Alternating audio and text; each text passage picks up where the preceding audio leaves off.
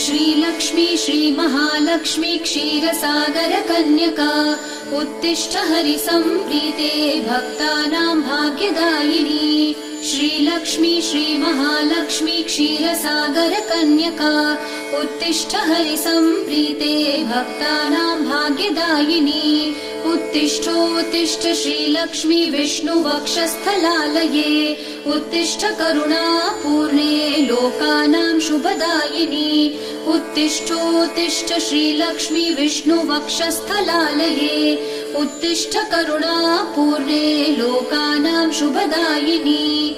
श्रीपद्ममध्यवसिते वरपद्मनेत्रे श्रीपद्महस्तचिरपूजित पद्मपादे श्रीपद्मजात जननी शुभपद्मवक्त्रे श्रीलक्ष्मी भक्तवरदे तव सुप्रभातम्।